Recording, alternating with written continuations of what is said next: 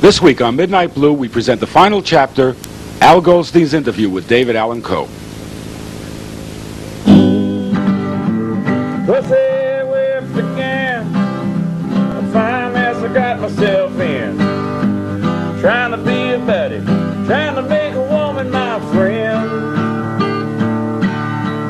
Pussy whipped again, blame it on the whiskey and gin. Oh Lord, I'm pussy whipped again.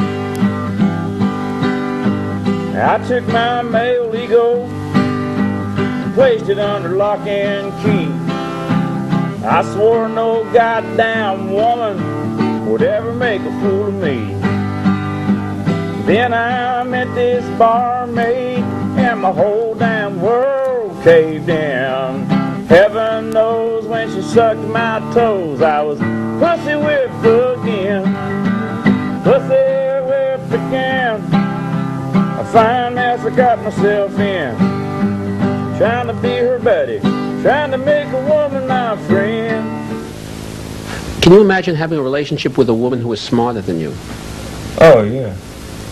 Yeah, I'm not intimidated I used to be intimidated by women that were smarter than me, but I'm not intimidated by them anymore. Mainly because there's not very many men that are smarter than me, let alone women. Because, you know, I think I'm a very intelligent person. And in fact, I think I'm a genius. You know, I mean, I'm betting my whole life, my fortune, everything I got on David Allan Coe. I manage David Allan Coe. I book David Allan Coe. I write books about David Allan Coe. You know, everything that I do 24 hours a day relates to David Allan Coe.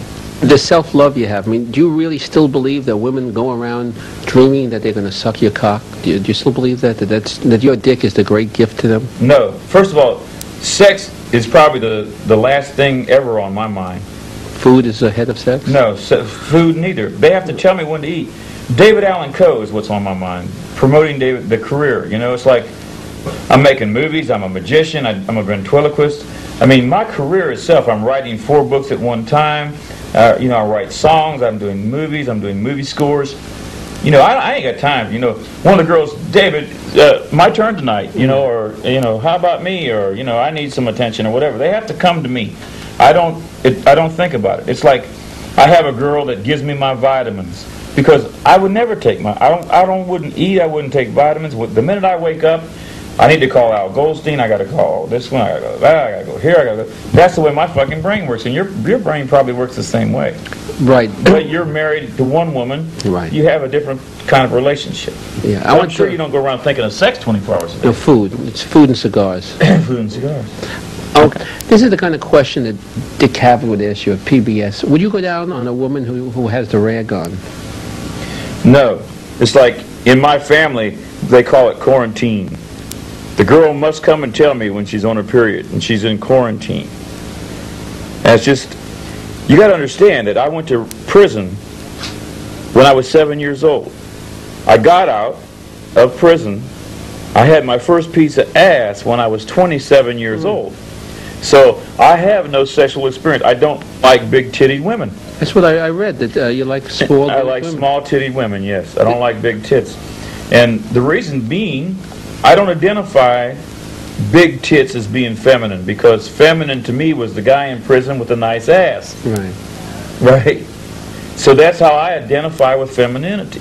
I've always heard it argued that guys who like sort of women built like high fashion models, there's sort of a latent homosexuality. In your case, it's a real... Now, Patty told me that too. And it's probably true.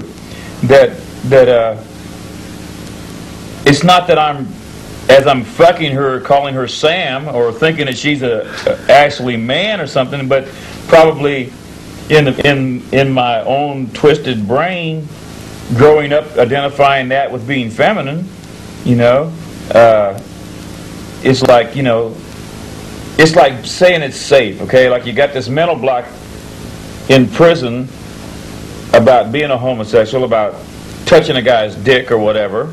It's like, when I was in prison, there were times that I would have gave $100 just for the guy to come down and sit on my bunk next to me, just to share the warmth of touching another human being and talking. But you can't do that, man, because then you're a faggot. You're a queer. They beat the fuck out of you. They take your cigarettes. I mean, you know, you're the lowest fucking form of animal there is. So that's brought in your head. You can't never let those. So you stifle all that shit, and consequently, having stifled all those emotions inside me, I'm able to write songs like "Would You Lay With Me in a Field of Stone," "Jody Like a Melody." It's like I had someone say to me that my songs were a total reversal to what my outward and inward characters were, and that's because I can vent my emotions physically, angrily, by beating a motherfucker up, by, you know, robbing somebody, by riding a motorcycle, by, you know, all those emotions are getting released. But the feminine part of me, never, it's always been stifled, man. And we all have that. We all have those tendencies. We all have there's a female part of you and there's a male part of you, and we all have that. But mine were suppressed, and the only way they could be released was through my poetry, through writing.